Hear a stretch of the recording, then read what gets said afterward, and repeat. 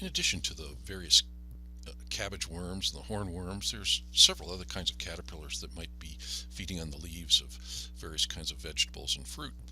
And I want to introduce you to two of these and just do a fairly brief introduction just so you're aware of them. One of them would be what we call climbing cutworms. We've already talked about cutworms as kinds of pests that might be affecting seedling plants, and those usually remain at or around the soil level, but others in this family will climb onto the plants, feed on various parts of the plant, uh, mostly leaves or flowers. But this term climbing cutworm is collectively given to several kinds of caterpillars we see up on plants. They're all in this cutworm, armyworm family, Noctuidae. And again, some feed primarily on leaves, others might be feeding on flowers, seeds, sometimes fruit as well. They're going to feed at night, and they may or may not leave the plant during the day. Some will, some won't. The adults of these climbing cutworms are similar to most other kinds of cutworms. They're brown or gray, generally not too noticeable. Some might have a little bit of patterning, like this one on the right, the yellow striped armyworm, but most are fairly inconspicuous kinds of moths that fly, of course, at night. The beet armyworm is the most important one, probably, of this group. It is found in the southern half of the United States and into Mexico as well. It feeds on a great range of crops. It's a big pest in lettuce. It's a big pest in peppers. It sometimes gets in tomatoes, and is a little variable. They tend to be green, but there is some variation in the size of the color of the caterpillars. The egg mass that they produce, and it is a mass. These eggs are not laid singly, is covered by scales on the mother, so you see this kind of cottony white covering over the egg mass, and I think you can see part of that in the picture in the upper right here. A more striking kind of caterpillar might be yellow striped armyworm. This is more found in the southeastern quadrant of the United States. There's a separate species, the western yellow striped armyworm, you're going to find in the Pacific. Again, a generalist, found on many different kinds of plants. Here we see it on feeding on a zinnia flower, on tomato leaves, and on hemp on the right. Variegated cutworm would be the climbing cutworm that has the widest range in North America. It's pretty much found in all the continental U.S. It's quite common in Canada as well. And this one is a species you rarely will find on the plant during the day. It does usually return to the soil at night and then come up and climb on the plants in the daytime. Sometimes it will feed on fruit and flowers, as we see in this picture, and we'll return to that a little bit later in this section of the course.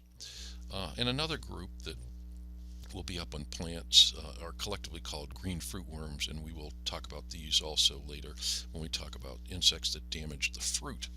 And the green fruit worm group, including the speckled green fruit worm, the one on the left, and the hump green fruit worm, as well as a few others, are found quite generally throughout North America. All of these caterpillars, like most all caterpillars, have the suite of natural enemies that normally keep them under good control in many situations. So tachinid flies, you'll find tachinid flies, they'll be heavily parasitized by wasps. Often they have some sort of diseases. In the picture in the upper right is a viral disease of the beet armyworm. And of course the generalist predators that we've covered in the previous section of this class also will affect these kinds of caterpillars. The other group I want to mention are woolly bears.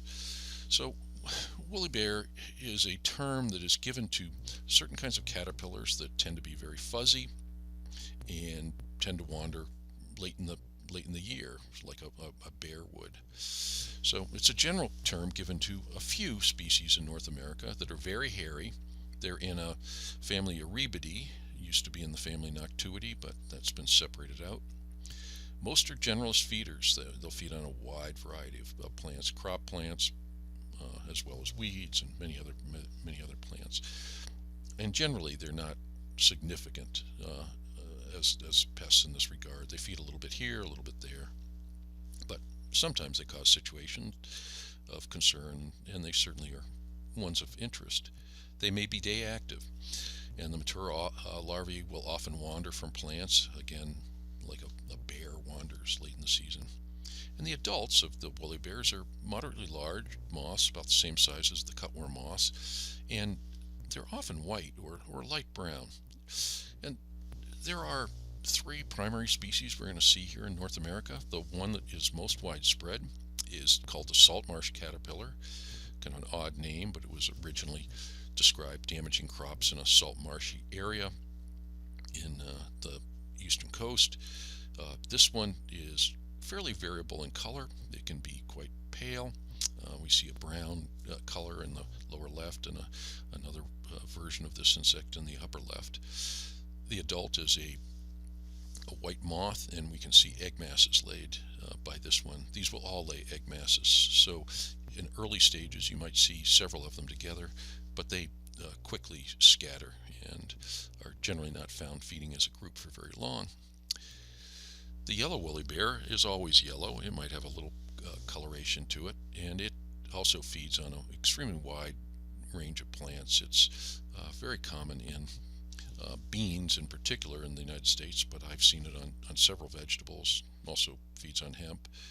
Um, and then probably the best known, but the least important in terms of agricultural crops, would be the banded woolly bear. And this is one that has a lighter brown banding in the middle and dark on the sides. You can see the adults on the right. This one has an adult that's not the pure white. It's got a little brown.